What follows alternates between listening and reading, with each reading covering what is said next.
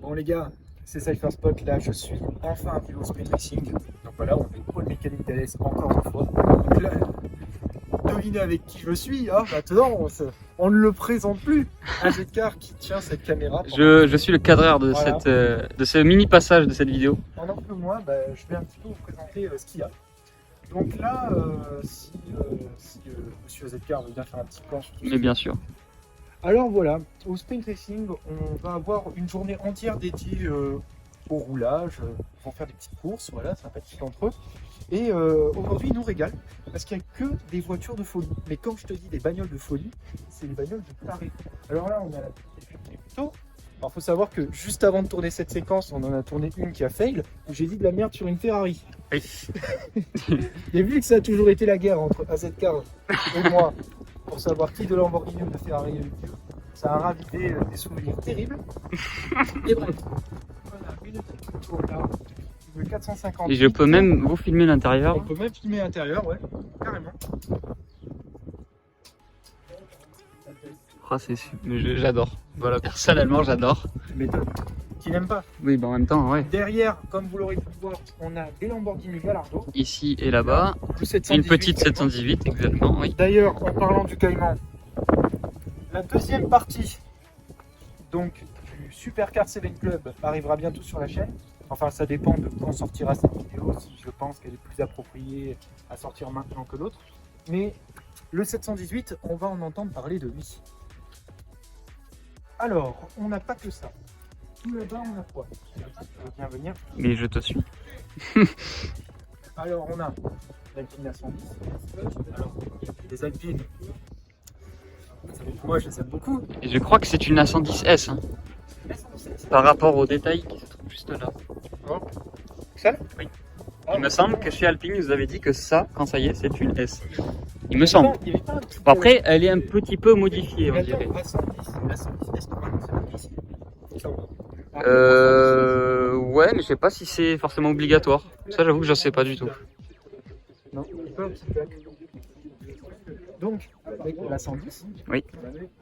bagnole super agile. On a pu voir, je pense qu'on pourra le voir normalement sur la deuxième partie du Supercar 7 Club, où sur circuit, la 110 se débrouille super bien et elle a rien à envier au Porsche. On peut en avoir 8, une sorte de Lamborghini Gallardo bis. Là, donc, on a une Shelby, une Mustang Shelby. GT350R, je crois. Alors, c'est assez rare d'en voir parce que les bagnoles américaines, généralement, ça consomme à mort. Et il me semble qu'elle fait, je crois, 700 et quelques chevaux. Après, je sais pas exactement combien, mais voilà l'intérieur, pour vous montrer un peu. Avec les petits sièges paquets Recaro, là, avec le petit Cobra dessus, c'est vraiment très sympa. Alors là, c'est la consécration. Une Lamborghini Huracan, donc c'est la LP610-4 de 2013, si je ne dis pas de bêtises. Elle est vraiment très sympa.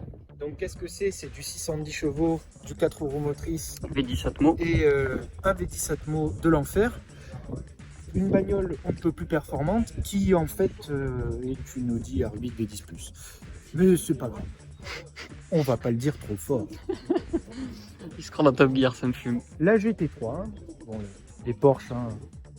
Vous pouvez être les bagnoles les plus puissantes du monde face à une Porsche, vous vous ferez toujours éclater. C'est toujours comme ça. C'est terrible.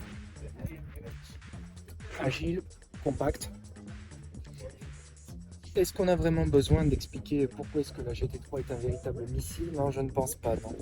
Déjà que le Cayman était très agile sur circuit, alors ça, j'imagine même pas. Une très jolie config sur la 488 qui est là. C'est vrai. C'est bien joli.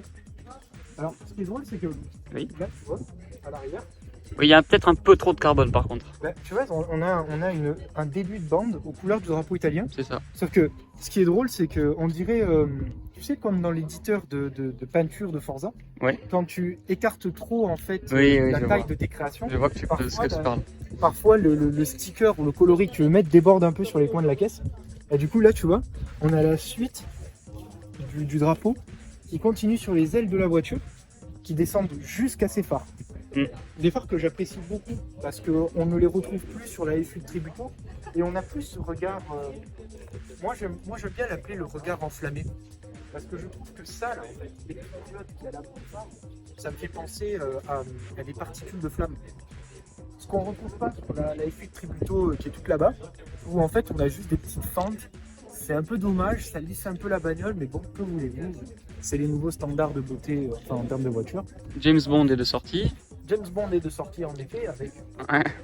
une Vanquish. Non, V8 Vantage. Vantage, pardon. Et c'est la V8. V8 Vantage.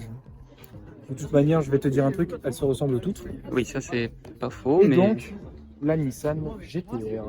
Quelle phase? c'est la BRM édition. Et c'est la phase de la R35, non? La R35. Oui, mais il y a eu depuis que la R35 est sortie en 2007 et celle qu'il y a maintenant, c'est Oui, la phase 2. c'est des voitures relativement différentes. Et c'est la BRM édition du coup. Bon, la GTR, Il qu'est-ce n'y a que que c'est? 25 exemplaires dans le monde. 25 exemplaires, putain. C'est de la BRM édition. Bon, la GTR, qu'est-ce que c'est? La GTR, c'est 500 et quelques bourrins, un moteur V6 gonflé à la testostérone, qui en fait... Terrasse à peu près tout. Ah oui, oui, n'a pas peur de dire va te faire foutre à la 458, à la Oui, Huracan, à tout. Hein. et à peu près toutes les supercars qui se trouvent derrière elle. Alors on va voir si aujourd'hui la japonaise va se débrouiller sur circuit. Il y a de fortes chances que ce soit Après, comme je t'ai dit, c'est pas les pilotes genre de chez Sprint Racing qui pilotent les voitures. C'est des gens, des inconnus en gros. Donc il se pourrait qu'ils accélèrent pas trop. on va voir ce que ça donne. Après oui, voilà. On va voir ce que ça donne. Par contre, est-ce qu'on en parle de... Est-ce qu'on en parle de ça? De la taille du béquet. Est-ce qu'on en parle de la taille du béquet, en effet? Tu vois, Je le trouve pas, honnêtement, hein, si gros. bon, c'est vrai que comparé à la Dodge Viper ACR, Voilà. qui est une véritable plancha, Voilà. c'est vrai que Voilà. c'est vrai que c'est pas la même chose. Mais là, quand même, ça en impose. Si par exemple, regarde, tu as besoin de compenser un énorme manque d'affection, hop, un béquet, et ça fonctionne. En plus, les gros phares ici, ce qui est bien, c'est que ces phares-là, tu vois, ils n'ont pas changé depuis la R34. La R34, ouais. Même sur la R30, j'ai peur de dire une connerie, la R32 ou R33, je sais plus, ils y étaient ces phares. Ils sont toujours, quoi. Je sais plus exactement, mais il me semble que C'est le oui. petit héritage, et on termine sur du vomi. Ah non, Avec le Porsche Cayenne. Incroyable, n'est-ce pas? il y en a deux. Hein. Et il y a une petite Focus RS aussi. Ah, la Focus RS. Bon, ce n'est pas celle qui est préparée pour le drift, enfin il me semble pas. Parce que il me semble qu'elle est derrière avec plein de... derrière un peu plus loin. J'aimais beaucoup la Ford Focus RS. J'adore le bleu en tout Pas cas. cette génération, l'autre. Il est bien pailleté et tout, Celle qu'il y avait juste c'est beau. avant, elle avait là des espèces de prises là sur le capot. Là. Avec le moteur 5 cylindres de la RS3 je crois. Ouais. Mm. C'est cette Ford Focus de la trouver géniale. Et franchement, Ford est quand même passé de voitures qu'on appelle pony car, donc des muscle cars assez imposants, donc des bagnoles avec un gabarit assez réduit et un gros moteur, ou alors Ford Mustang moderne qu'on connaît maintenant, pour produire des hatchbacks, donc des compacts sportives de la sorte, qui sincèrement Ils sont très jolis. ont du peps à revendre.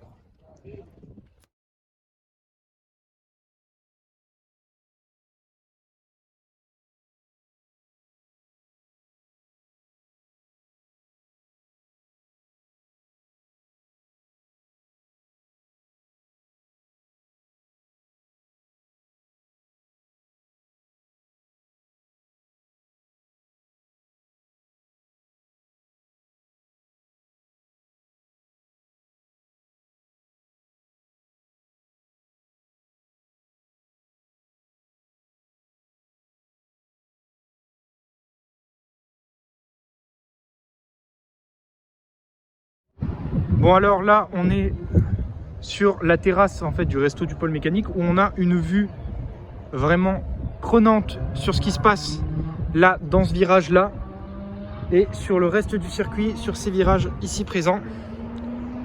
Donc là, non c'est pas la Huracan, ça c'est la Gallardo, ouais c'est la Gallardo. Gallardo, pardon. Ouais, donc là on a la Gallardo qui arrive, suivie de la GTR avec la 458. Pour la GTR. Oh la GTR! La GTR qui en a rien à foutre! Il a fait non plus aussi. Il a fumé la guerre. Par contre, c'est un pilote de merde. Bon là il y a James Bond qui vient de passer dans sa V8 Vantage. Et moi je recommence encore une fois ma séquence. Donc, alors, pour vous dire que ce qui se passe, c'est que les conducteurs de Lambo, là, pour tout ce qui est Gallardo et Huracan, on les a pas trop vus se démener comparé aux conducteurs de Ferrari. Et là, tu peux entrer et là, je vois un homme étonnamment petit en train de jubiler. Et voilà sa 458 qui arrive. Merci. Et donc, on disait que, que les conducteurs de Lamborghini étaient plutôt en retrait sur ce roulage. Et on avait constaté que la GTR n'a vraiment rien à envier aux autres voitures, en dépit de son V6. Parce que c'est un vrai missile à la tenue de route exceptionnelle qui n'a pas peur de se jeter dans les virages, de les prendre très serrés. Voilà, le point de corde ne fait pas de... Ah putain, tu m'as fait perdre le fil de ce que je voulais dire, enfoiré. Il est en glisse. Mais oui. Voilà. Ah, la Nissan GTR va rentrer au stand. Elle s'est très bien débrouillée. Par contre, la Aston Martin court toujours. Ah ben là, c'est sûr. Hein. Il va y avoir une sacrée mission importante. Bon, en fait, je vous explique ce qui va se passer. Alors en fait, un des organisateurs de l'événement nous a permis en fait de monter dans une Ford Focus RS taillée pour le drift. On le remercie grandement pour ça. Voilà, donc les tickets, c'est très gentil à lui. Et vu la manière dont le pilote du sprint racing joue avec la bagnole, je peux vous assurer que les boyaux vont ricocher à l'intérieur de mon corps. Ça va être terrible. Bref, une fois de plus, je vais être envoyé en enfer. Je crois que c'était mignon de mettre un équipe.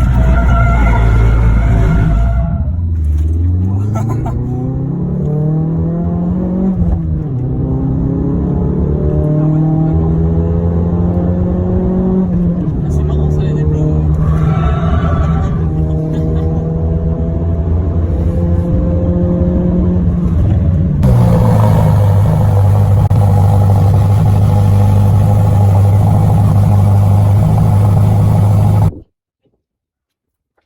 Alors la Ferrari est filtrée plutôt. Encore une fois, merci à ceux qui organisent le sprint racing de me laisser l'opportunité de faire ce genre de choses. Hop, maintenant j'ai la technique. C'est toi qui me l'as appris ça. C'est vrai, oui. Après là il n'y a pas de gravier donc normalement c'est pas censé trop salir. Franchement, tu veux que je te dise? Ouais. Avec la Huracan, c'est la voiture la plus confortable dans laquelle je suis jamais monté. Ça fait plaisir. Littéralement. Non mais Et tu sais quoi, je vais même te dire un truc. Je préfère cet intérieur que celui de la Huracan. C'est pas vrai, tu mens. Je te jure que c'est vrai.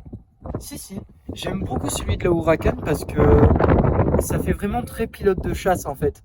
Avec le petit, Oui, le petit bouton le et petit tout. clips Ouais. là et hop, t'appuies dessus. C'est vraiment cool, t'as l'impression d'être dans une fusée. Mais tu vois, je pense que pour tous les jours, cet intérieur est beaucoup mieux. Il y a pas de gros... je sais pas comment ça s'appelle, c'est pas un accoudoir parce que tu peux... Oui, une colonne centrale. Ouais. Une colonne centrale, bah voilà, colonne centrale, merci pour le mot. Bah, la colonne centrale, tu vois, elle est gênante sur la Huracan. Alors que là, tu vois, c'est tout. Là, c'est spacieux. Voilà, y a pas de. Et surtout, je sais pas si on peut faire la même chose sur la Huracan, c'est-à-dire régler le volant. Si, là sur le côté, en bas. Quoi Mais ça te fera là ou C'est pas? ça Oui. C'est ce bidule? Oui. Et du coup... Non, ça le fait pas. Ah oui. Appuie juste une fois. Y a pas la clé, c'est pour ça. Ah merde. Tiens, vas-y, essaye là, essaye. Ah. Exactement. Maintenant, elle relève enfin, Du coup, c'est... vers le haut. Voilà, tu vois. Ah, c'est génial. C'est vraiment bien pensé. Et surtout, tu vois, le fait qu'il y ait un petit écran là, Le petit compteur pour le petit passager. compteur, Ouais. les sièges sont pas durs. Exactement. En fait, c'est génial. La voiture, c'est un compromis parfait entre une GT et une voiture de piste. C'est vraiment cool. C'est vraiment génial. Et honnêtement, bah, la F8 Tributo, j'aime beaucoup. Alors, la dernière fois, je sais que ce passage est un petit peu long, mais la dernière fois, dans la F8, quand je parlais de la F8 Tributo au Supercar 7 Club, je disais qu'elle avait gagné un concours vis-à-vis du moteur. Et en fait, c'est celui de 2019. Elle avait remporté le concours du meilleur moteur de l'année. Et même meilleur moteur V8 au monde durant cette période. Alors, je ne sais pas si les nouveaux modèles qui sortent maintenant, comme la 296 GTB ou la SF90, ont cette distinction. Mais techniquement, elle partage plus ou moins ce prestige, vu que techniquement, ce sont toutes des dérivés de la Tributo en plus extrême. Venez voir.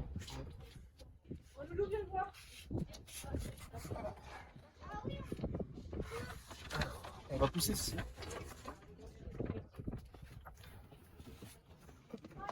On n'oublie pas, on tape bien ses chaussures. Hop, voilà. Alors, on a une position de conduite très basse. Logique, me direz-vous. Qu'est-ce que la Gallardo a de bien? La Gallardo est sympathique dans le sens où elle a une très bonne répartition des masses. Lamborghini a toujours été connu pour ça, sa répartition des masses intéressante, moteur bien centré à l'arrière, qui développe une sacrée puissance, un sacré couple, mais qui ne dérange pas en fait l'équilibre total de la voiture, lui permettant en fait de bien négocier les virages et de ne pas trop sous-virer ou survirer selon la manière dont vous négociez un virage, en fonction de comment vous prenez le point de corde, etc. Ce qui est bien dans cette Lamborghini, c'est que on retrouve des éléments qui resteront en fait bien longtemps dans l'ADN des futurs sportifs de chez Lambo. Par exemple, vous voyez, on a ceci.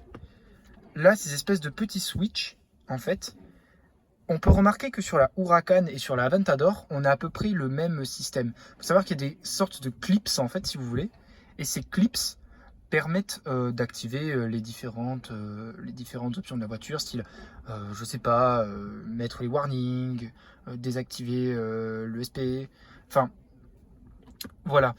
C'est le design en fait des boutons qui est intéressant et qui n'a pas vraiment vieilli. Aussi, on remarque que là, la voiture est en boîte auto. Alors, il faut savoir que les boîtes automatiques sur les Lamborghini Gallardo sont des boîtes e-gear. Et les boîtes e-gear, on les trouve aussi dans des véhicules comme les Peugeot. Alors, il faut savoir que Villebrequin, par exemple, avait dit que la boîte e-gear était une vraie merde. Et d'ailleurs, il paraît que sur beaucoup de forums d'automobiles, la boîte e-gear est responsable de bien des problèmes de fiabilité. On remarque que la voiture peut atteindre les 320 km/h. Normalement, c'est annoncé. Mais on remarque quand même que le compteur affiche 340 km/h, ce qui n'est pas dégueu. Et pour ce qui est du reste, on est vraiment bien installé. Juste, l'appui-tête est un peu dur. Là, on a d'autres compteurs ici. Et le reste est entièrement fait en cuir. Voilà. Voilà.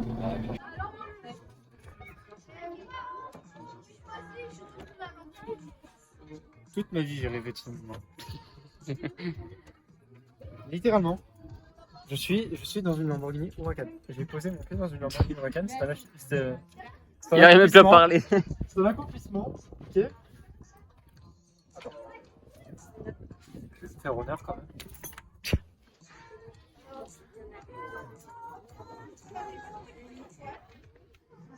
Quoique je retire ce que j'ai dit, la Huracan elle est bien mieux. Je préfère la Huracan. Je préférerais toujours la Huracan. Mais la F8 Tributo est trop bien. Mais j'adore la Huracan. Elle est trop cool. Elle est incroyable. Je te laisse prendre ton POV. Est-ce que tu m'as pris en photo? Tu es con. Bon, salut les gars, c'est Cypher Spot. Alors, je fais cet outro un petit peu après avoir filmer cette vidéo parce que malheureusement j'ai un petit souci au montage. Il faut savoir que j'ai libéré de l'espace sur mon téléphone et comme un couillon, bah, j'ai supprimé en fait l'outro.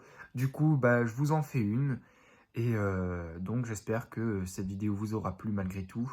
Elle a été très difficile à tourner parce qu'il y avait pas mal de bruit parasite et vu que j'enregistre qu'avec le son de mon iPhone, c'est très compliqué d'avoir une prise son assez correcte. Malgré tout ça, bah, j'espère que la vidéo aura su vous divertir, que vous aurez appris quelques trucs et que vous irez checker le Instagram du Sprint Racing ainsi que celui de AZ Car qui seront dans la description. Voilà, je pense qu'il n'y a plus rien à ajouter et je vous donne rendez-vous au prochain spot.